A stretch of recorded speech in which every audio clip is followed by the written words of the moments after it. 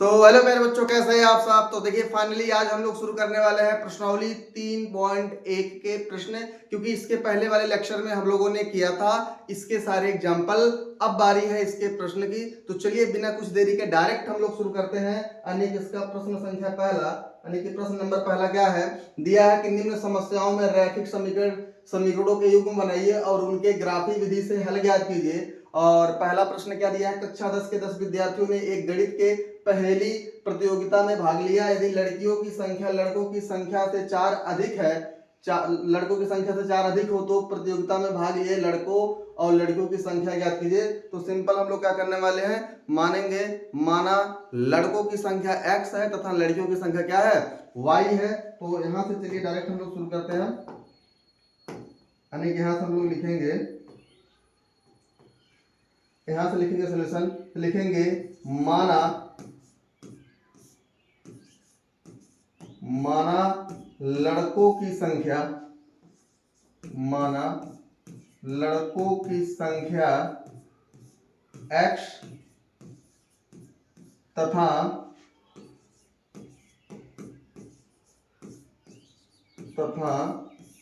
लड़कियों की संख्या,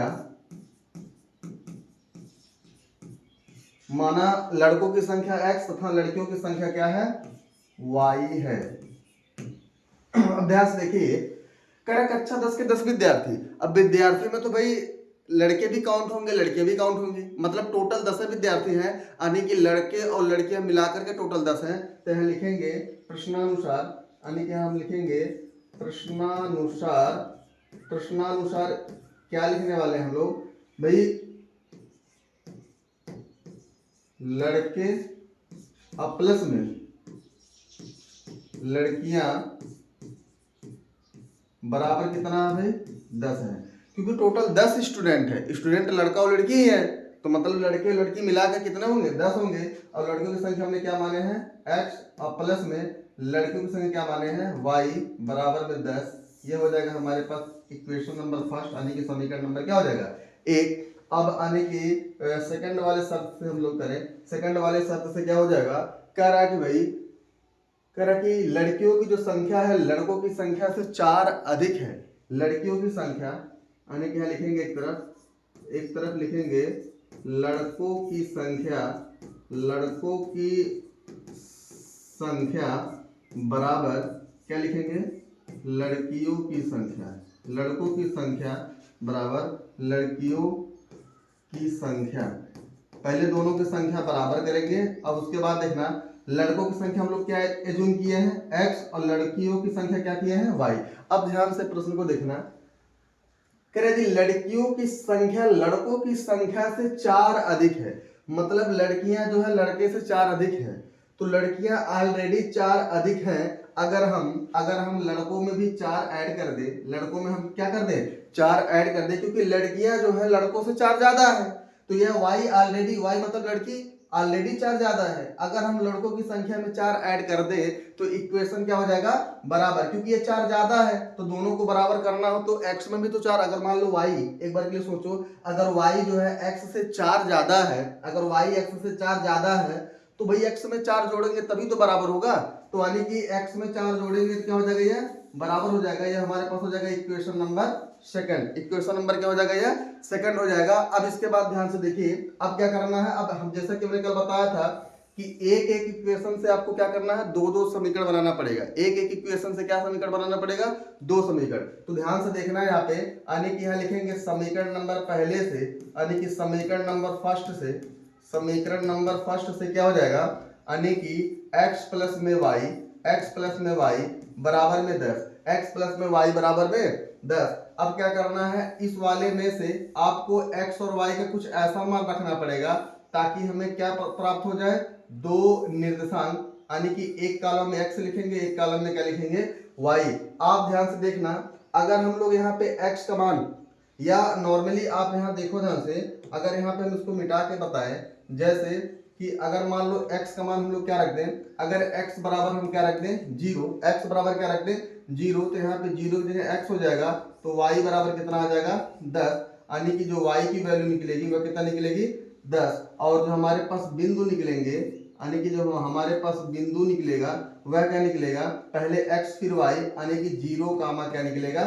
10 निकलेगा। यह हो गया एक इक्वेशन, यानी कि एक निर्देशांक हो गया। अभी एक और बाकी है। अगर हम y बराबर क्या रख दें, समीकरण नंबर 1 में y बराबर क्या रख दें, 0, तो क्या बनेगा,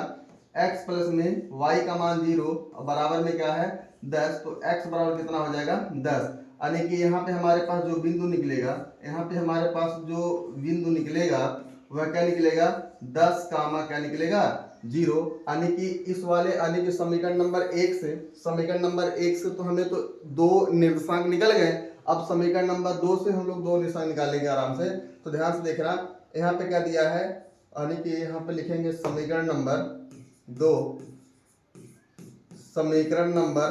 2 से, तो समीकरण नंबर 2 से क्या हो जाएगा, हमारे पास क्या दिया है, y बराबर दे रखा है x प्लस में 4, y बराबर क्या दे रखा है, x प्लस में 4। तो अगर हम x बराबर यहाँ 0 एज्यूम करें, अगर x बराबर हम क्या है यहाँ पे 0 एज्यूम करें, तो y बराबर क्या निकलेगा, ध्यान से देखना। तो y बराबर निकलेगा x का मान 0 प्लस में 4, तो y का मान क्या निकल जाएगा, हमारे पास 4 निकलेगा। और जो बिंदु हमें मिलेगा यहाँ पे, जो हमारे पास यहाँ जो बिंदु मिलेगा वह क्या मिलेगा, यानी कि पहले x फिर y, यानी कि x का मान 0 है, y का मान क्या निकला है 4, तो 0 का मान क्या हो जाएगा 4। और यदि हम लोग अब की बार y बराबर क्या रख दे 0, अगर y बराबर 0 रखते हैं तो क्या मिलेगा, ध्यान से देखना, यहाँ y का वैल्यू 0 हो जाएगा और यहाँ पे हो जाएगा x, और प्लस में क्या हो जाएगा 4, प्लस का 4 0 की तरफ जाएगा तो क्या हो जाएगा, माइनस का 4 बराबर में x हो जाएगा, माइनस का 4 बराबर में क्या हो जाएगा, यहाँ पे x हो जाएगा। और यहाँ पे हमारे पास जो बिंदु मिलेगा, एक दूसरा जो बिंदु मिलेगा वह क्या मिलेगा, पहले x यानी कि -4, फिर कामा क्या हो जाएगा 0। तो कहने का मतलब यह है, हमारे पास अब 4, यानी कि हमारे पास कितने बिंदु निकल गए भाई, 4 बिंदु निकल गए। अब उनको ग्राफ पे आराम से दिखाएंगे। यानी कि पहला वाला हमारे पास क्या है बिंदु, यहाँ पे इसका नाम हो जाएगा a, और इस वाले बिंदु का नाम हो जाएगा b, और इस वाले बिंदु का नाम हो जाएगा क्या c, और ये लास्ट वाला क्या हमारे पास हो जाएगा d। यानी कि a b c d को हम आराम से ग्राफ पे दिखाएंगे। उसको ध्यान से देखना, आराम से उसको ग्राफ पे हम लोग दिखाएंगे। तो कैसे, ध्यान से रखना, पहले एक हमें ग्राफ खींचना पड़ेगा भाई, पहले एक ग्राफ खींचना पड़ेगा हमें। तो ग्राफ जल्दी से खींच लेते हैं हम लोग, ग्राफ खींचेंगे यहाँ पे, ध्यान से देखना, ध्यान से देखना, यहाँ पे ग्राफ खींचेंगे।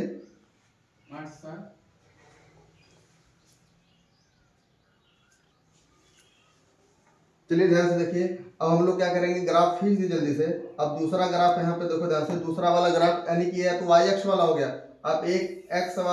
अक्ष वाला खींच लेते जल्दी से, यहाँ पे हो गया हमारे पास। तो पहला वाला हमारे पास सबको पता है क्या है भाई, यह हमारे पास क्या है, यह वाला हमारे पास कितना है x अक्ष, यह वाला हमारे पास क्या है x अक्ष, और यह वाला हमारे पास क्या है y अक्ष। ये वाला है x अक्ष और ये वाला क्या है y अक्ष। हमारे पास बिंदु क्या था, जल्दी से उसको लिख लो भाई। हमारे पास बिंदु क्या क्या निकले हैं, एक निकला है 0,10, एक निकला है 10,0, एक निकला है 0,10 और एक निकला है 10,0, एक निकला है क्या, और सॉरी एक और निकला है हमारे पास सी वाला 0,4 और -4,0,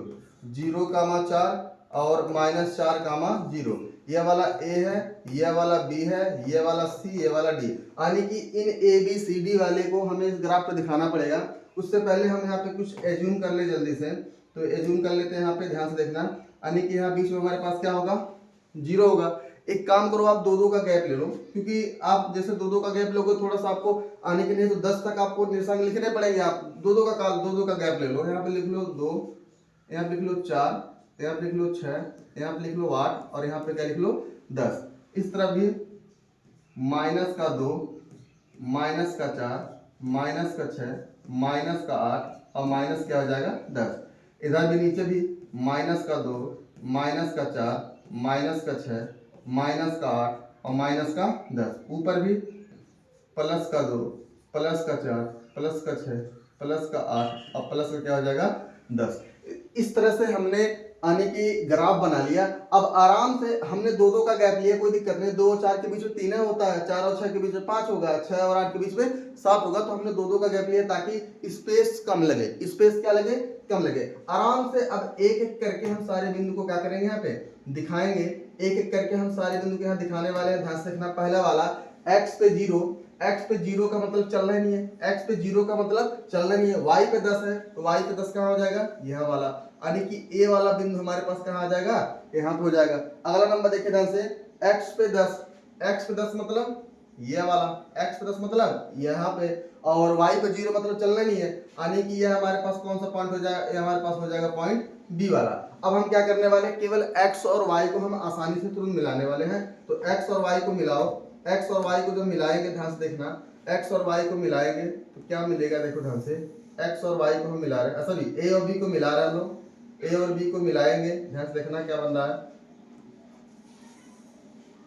a और b को हमने मिला दिया, इस तरह से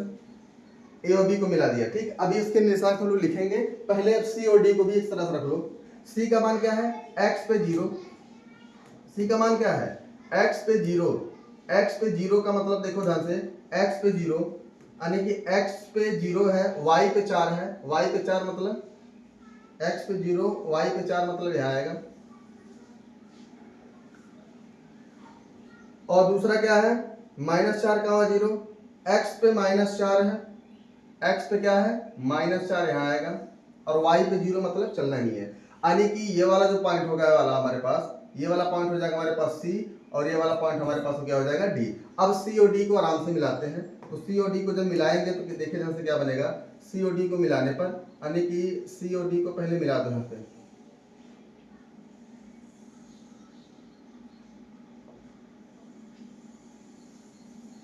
आप देखो ध्यान से, आप जब फिट का उपयोग करोगे ना एकदम सीधा बनेगा, यानी कि फिट से जब बनाओगे, आप जब इंच टेप से बनाओगे ना एकदम सीधा बनेगा ग्राफ यार। अब जल्दी से चलो, अब बारी है, यानी कि बी वाले का निर्देशांक लिखने का, तो बी वाले का निर्देशांक हम लोग यहाँ लिख लेते हैं। बी वाले का क्या हमारे पास है, बी वाले का हमारे पास क्या है 10,0, 10,0, और ए वाले का क्या था, ए वाले का हमारे पास था, ए वाले का हमारे पास था क्या 0,10, ए वाले का क्या था 0,10, और सी वाले का क्या था, सी वाले का था हमारे पास, ये वाले का सी वाले का था हमारे पास 0, ये वाला सी वाला हमारे पास था 0,4, 0,4, और डी वाले का क्या था, डी वाले का था हमारे पास -4,0, यानी कि हमने सी और डी के निशान लिख लिया। अब देखो ध्यान से, अब बारी है क्या इसके आंसर को फाइंड करने का। अब आंसर कैसे फाइंड होगा, ध्यान से देखना, आंसर कैसे फाइंड होगा, क्योंकि यह है एक्स अक्ष और वाई अक्ष वाले जो हमने ग्राफ बनाया है, जिस बिंदु पर काटेंगे वही इसका आंसर होगा। लेकिन उससे पहले एक जरूरी बात, हम लोग यहाँ पे ग्राफ लिखेंगे, यानी कि 0,10 किस वाले का है, x प्लस वाई बराबर 10 समीकरण है 0,10, तो यहाँ पे लिखेंगे हम x प्लस में y बराबर 10, यह किस रेखा का समीकरण है भाई, सीधा जो रेड वाला लाइन है वह x प्लस वाई बराबर 10 वाले का समीकरण है, और जो दूसरा वाला है वह है y बराबर x प्लस 4, तो y बराबर क्या है, ये y बराबर यहाँ लिख लेंगे, y बराबर क्या है x प्लस में 4, y बराबर x प्लस में 4। अब ध्यान से देखना, अब यहाँ पे जहां कट रहा है वही इसका आंसर होगा, ध्यान से देखना। आप जब इसको सुनो ध्यान से, आप जब इसको आराम से फिट से करोगे तो 2 और 4 के बीच में कटेगा, और ये वाला ध्यान से देखना, ये वाला 6 और 7 के बीच में कट रहा है, यानी कि 6 और 8 के बीच में कट रहा है, तो आप समझ सकते हो कि इसका आंसर क्या होने वाला है। क्योंकि अब यहाँ पे जो बिंदु देखो 2 और 4 के बीच में क्या होगा, 2 और 4 के बीच में 3 है, यानी कि पहला वाला जो निर्देशांक निकलेगा कितना निकलेगा 3 निकलेगा, और y वाला ये जो सीधा वाला होता है y वाला होगा, तो 6 और 8 के बीच में क्या हो जाएगा 7 हो जाएगा, तो y का मान कितना हो जाएगा 7, तो 3,7 इसका आंसर निकला है, 3,7 इसका आंसर निकला है। और यह 3 वाला क्या है, यह 3 वाला तो x है, 7 वाला क्या है y है। हमने माना था कि लड़कों की संख्या कितना है x है, यानी कि लड़के कितना है, लड़के x का मान कितना निकला है, यहाँ पे x का मान निकला है 3, और y का मान क्या निकला है, y का मान निकला है 7। इसका मतलब क्या हो जाएगा, अतः लिखेंगे अतः लड़कों की संख्या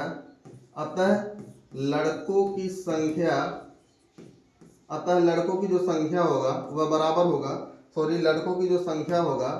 की संख्या x बराबर कितना होगा 4 होगा, और लड़कियों की जो संख्या हो जाएगा, लड़कियों की जो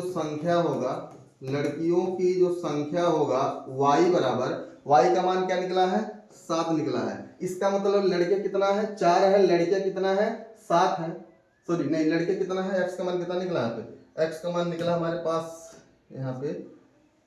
एक्स का मान 3 है, तो एक्स का मान क्या लिखेंगे 3, तो एक्स का मान 3 यानी कि लड़के 3 है, लड़कियां 7 है। अब बताओ 7 जो है 3 से 4 ज्यादा है कि नहीं ज्यादा है, ये 7 जो है लड़कियां हैं, और क्वेश्चन में बोला था कि जो लड़कियों की संख्या है वो लड़कों से 4 ज्यादा है, इसका मतलब ये आंसर सही है, यानी कि लड़के लोग 3 है और लड़कियां कितना है 7, यानी कि 3 से 4 ज्यादा तब हम 7 होगा। तो इस तरह से लड़के और लड़कियों की संख्या हम ग्राफ विधि से आसानी से बता सकते हैं। ठीक, अब इसके बाद ध्यान से देखिए, इसके बाद आपके पास ये वाला बचेगा प्रश्न, और इस वाले प्रश्न में आपको क्या करना है, आपको क्या करना है, पहले इसका क्या बनाना पड़ेगा, इसको आपको भाई रैखिक समीकरण बनाना पड़ेगा, उसके बाद फिर आप एक समीकरण से 2 निरसांक निकालोगे, उसके बाद इसका आंसर बताओगे आसानी से। ठीक, तो चलो चलिए अब इसको ध्यान से देखें, तो यहाँ पे हम डायरेक्ट इसका लिख देते हैं सोल्यूशन। आप बताओ ध्यान से, यहाँ पे क्या दिया है, 5 पेंसिल तथा 7 कलमों का मूल्य 50 रुपया है, जबकि 7 पेंसिल तथा 5 कलमों का मूल्य 46 रुपया है। एक पेंसिल का मूल्य तथा एक कलम का मूल्य ज्ञात करो। तो एक पेंसिल का मूल्य और एक कलम का मूल्य मान लो, तो मानेंगे यहाँ पे, माना क्या लिखेंगे यहाँ पे, माना एक पेंसिल, माना एक पेंसिल का मूल्य x रुपए तथा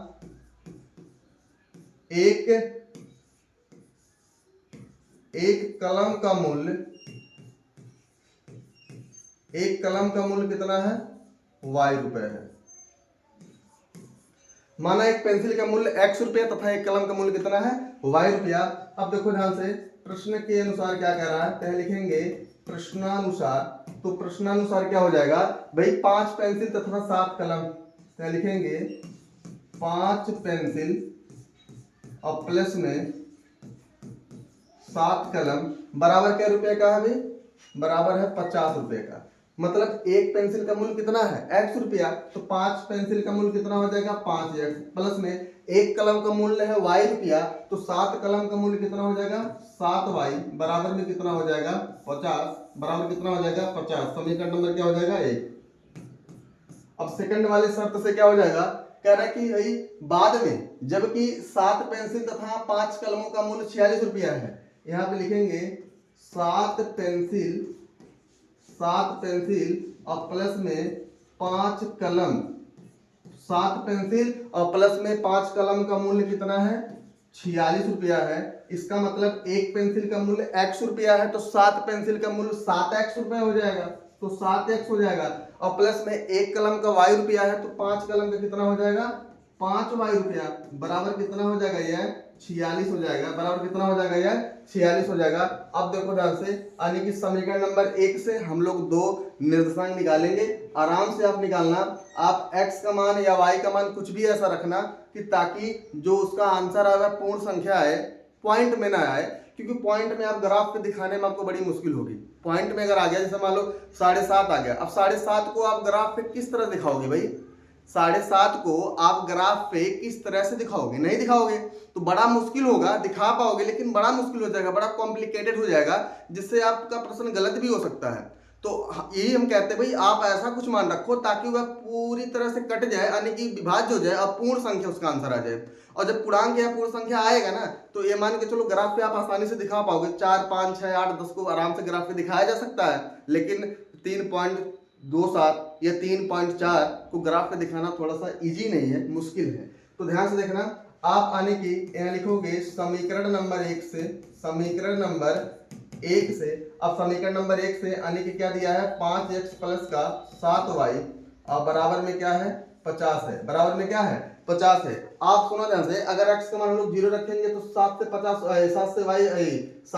नहीं कटेगा, अगर x का मान आप 0 रखोगे 7 से 50 नहीं कटेगा, तो आपको x का मान क्या रखना पड़ेगा, x का मान यहाँ पे हम रखेंगे क्या, x बराबर हम रख देते हैं यहाँ पे कि 3, x बराबर क्या रख देंगे 3, तो कितना हो जाएगा 5 गुणे x का मान 3 है और प्लस कितना हो जाएगा 7y बराबर कितना हो जाएगा 50, तो 5 3 15 हो जाएगा और प्लस का 7y बराबर में कितना हो जाएगा 50। तो हमारे पास क्या बचेगा, ये तो 7y यही रहेगा और 50 भी यही रहेगा, 15 इधर आगे क्या हो जाएगा माइनस का 15 और 7y बराबर कितना हो जाएगा कितना हो जाएगा 7y बराबर हो जाएगा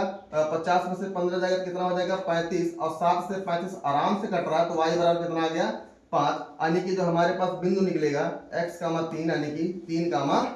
5 3, 5 और दूसरा जो निकलेगा अगर x का मान हम लोग क्या रख दें अगर y का मान हम लोग क्या रख दें ध्यान से देखना अगर y का मान हम लोग क्या रख दें अगर y का मान हम लोग रख दें 0 अगर y का मान क्या रख दें 0 रख दें तो क्या निकलेगा तो 5x और प्लस का 7 गुणे y का मान 0 बराबर कितना हो जाएगा 50 तो 5x बराबर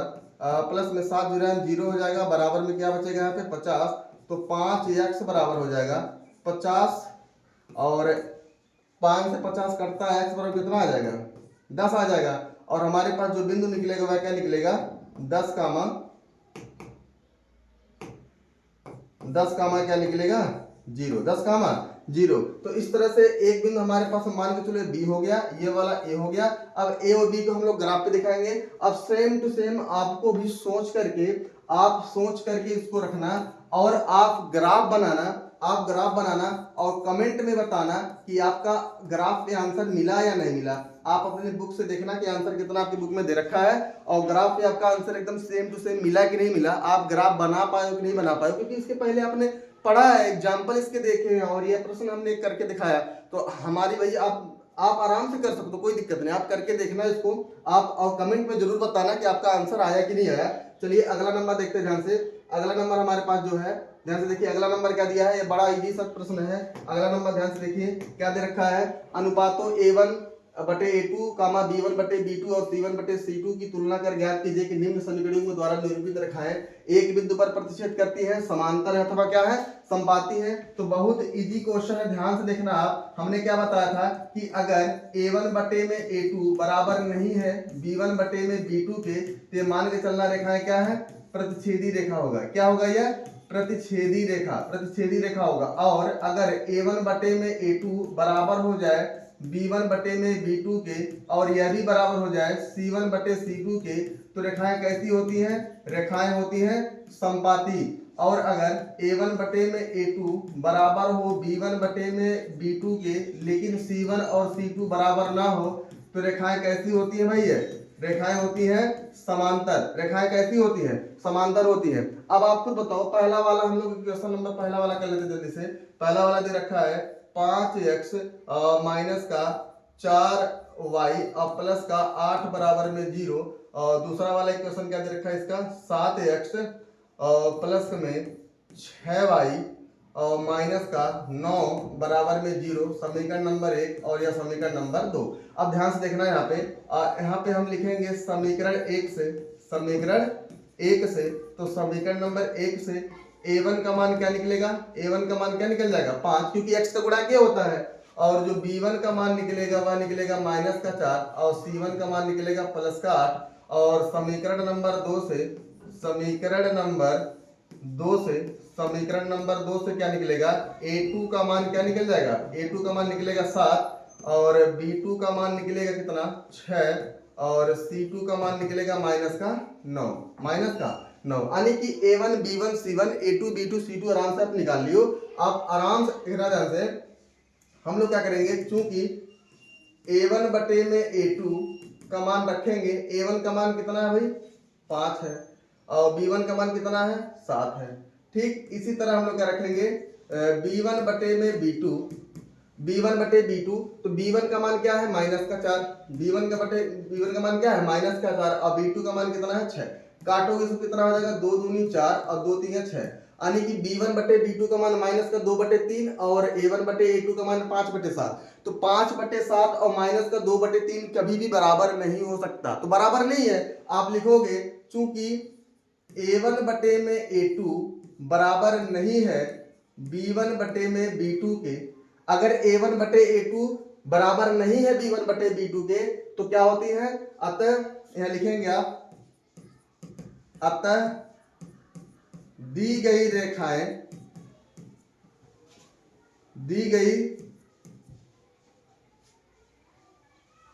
समीकरण या दी गई समीकरण को आप लिख देंगे दी गई समीकरण क्या है प्रतिच्छेदी दी गई जो समीकरण है प्रतिच्छेदी रेखा का समीकरण है, प्रतिच्छेदी रेखा का समीकरण है। दी गई समीकरण जो है वह प्रतिच्छेदी रेखा का समीकरण है। तो हमारे ख्याल से आपको ये समझ में आएगा क्यों यह प्रतिच्छेदी रेखा का समीकरण है, क्योंकि a1 बटे a2 और b1 बटे b2 बराबर नहीं है, इसके नाते ऐसा है। अब ध्यान से देखिए, यानी कि दूसरा नंबर इससे कर ले तो दूसरा नंबर क्या दे रखा है, जल्दी देखो ध्यान से। दिया है क्या 9x प्लस का 3y अब प्लस का 12 है बराबर में 0, समीकरण नंबर 1 हो जाएगा। और दूसरा क्या दे रखा है इसका 18x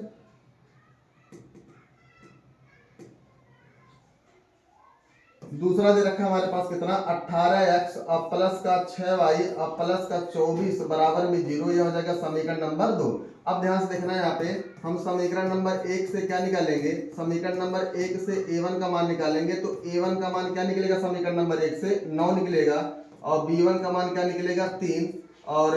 c1 का मान क्या निकल जाएगा हमारे पास, c1 का मान निकल जाएगा 12। अब दूसरी बात हो जाएगा समीकरण नंबर 2 से, समीकरण नंबर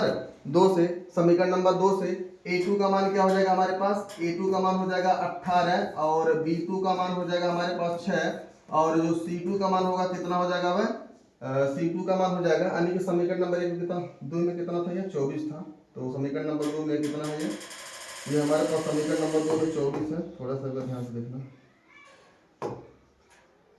समीकरण नंबर 2 में ये हमारे पास 24 है, यानी कि C2 का मान कितना हो जाएगा हमारे पास, तब C2 का मान हमारे पास हो जाएगा, C2 का मान कितना हो जाएगा 24। अब ध्यान से लिखना है, क्या लिखेंगे, चूंकि A1 बटे में A2, A1 का मान क्या है, A1 का मान 9 है, A1 का मान कितना है 9 है, A2 का मान कितना है 18 है, कट के कितना हो जाएगा भाई 1 बटे 2, और B1 बटे में B2 का मान देख लो, B1 बटे B2 का मान, B1 का मान कितना है 3 है, B2 का मान 6 है, ये भी कट के कितना हो जाएगा 1 बटे 2, और C1 बटे C2 भी चेक कर लो, अब C1 बटे C2 भी चेक कर लो, C1 का मान कितना है 12 है, C1 का मान कितना है 12 है, और C2 का मान कितना है 24, तो 12 दूना कितना हो जाएगा 24, मतलब तीनों 1 बटे 2 के बराबर है, मतलब तीनों बराबर है। तो यहाँ पे हम लोग लिखेंगे, क्या लिखेंगे, चूंकि A1 बटे में A2 बराबर है B1 बटे में B2, ये भी बराबर है किसके C1 बटे में C2, मतलब A1 बटे A2 B1 बटे B2 C1 बटे C2 तीनों बराबर है, और तीनों बराबर है तो रेखाएं कैसी होंगी, समपाती होंगी। हमने बताया है, कई बार बताया, हमने कल भी बताया था, इसके पहले वाले लेक्चर भी बताया था, तो ध्यान से देखना। तो अतः लिखेंगे, अतः दिया गया समीकरण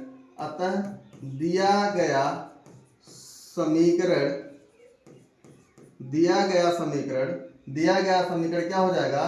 समपाती रेखा का समीकरण है। दिया गया समीकरण समपाती रेखा का समीकरण है, समपाती रेखा का समीकरण है। दिया गया जो समीकरण है वह समपाती रेखा का समीकरण है। अगर ये पूछता संगत है नहीं तो कहते संगत, अगर पूछता हल के बारे में पूछता, इसका हल होगा नहीं होगा, तो इसका अनंत हल होता है। समपाती रेखा का अनंत हल होता है, प्रतिच्छेदी रेखा का केवल एक हल होता है, समांतर रेखा का कोई हल नहीं होता, और यह असंगत होता है, ये दोनों संगत होते हैं। तो ये रहा चीज, यानी कि अब जो बचा है, यानी कि क्वेश्चन नंबर 3, तो क्वेश्चन नंबर जो 3 इसका है, पार्ट 3 जो है, यह आप अपने हिसाब से करना, यानी कि A1